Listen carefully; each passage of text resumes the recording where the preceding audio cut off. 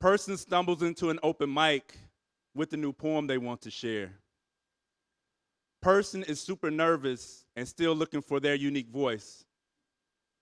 Person performs poem and enjoys the feeling of being on stage. Person performs a few more times and gets good feedback from the crowd. Host of struggling events sees this person, asks them to do a feature set. Person is shocked. Person has never been paid to perform before. Person doesn't even consider themselves a poet yet. Person has no idea what a feature is, but agrees without any questions. Person scrambles to figure out what poems to perform during set. Person sees their face on the flyer. Person sees the flyer online. Person sees the likes under the flyer. Person imagines that these people will show up for the feature set. Wrong. Person imagines the crowd, and person imagines their response. Person arrives to the venue, too nervous to hear the other poems. Never realized the butterflies in the stomach could be so loud. The host reads the person's bio. The crowd shows love in advance. The person does a poem, then another poem, then some more poems. Finally, the set comes to an end. Person feels relieved to get over the nervousness that had been building up. Person looks up at the crowd, takes in the moment for a few seconds. In the few seconds between the last poem and reaching their seat, the ego slides into the room. The ego steps into the room, tells the person, yo, we done made it now. The person still hasn't found their unique voice. Person is no longer a person. Person is now a featured poet. The ego is the proof.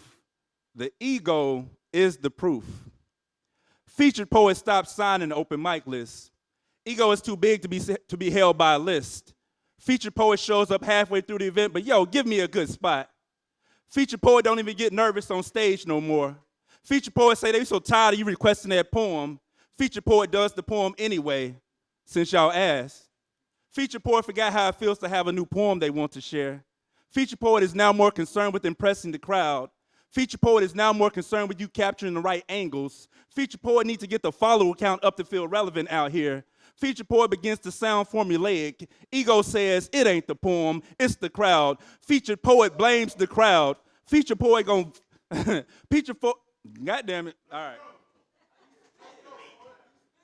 Ego says, it ain't the poem, it's the crowd. Featured poet blames the crowd. Featured poet gonna voluntarily run it back because, yo, y'all missed that line. I said featured poet gonna voluntarily run it back because y'all missed that line. Featured poet be searching for the love they got that one time. The snaps and the claps and the likes and the emojis and the follows and the recognition and the attention creates a high, an addiction, a wave to ride, a peak to climb, a state of ecstasy within the mind. Featured poet takes that high all the way home, shares the high with the ego, because, yo, can't nobody feel it like I feel it, you know, and I want to feel that high as often as possible to the point it's only about that high. Featured poet can't seem to hit that high like they used to. Featured poet enjoys poetry, but ain't in love with it no more. The ego tells the poet to be bitter towards the scene instead of looking inward. Featured poet stops performing. Featured poet can't find the person they used to be. Poetry community asks on a regular basis, yo, what happened to that person? They mention nothing of the featured poet. Poet crowd misses the person. Featured poet found another passion. Don't really do the poetry thing no more. Meanwhile, a person stumbles into an open mic with a new poem they want to share.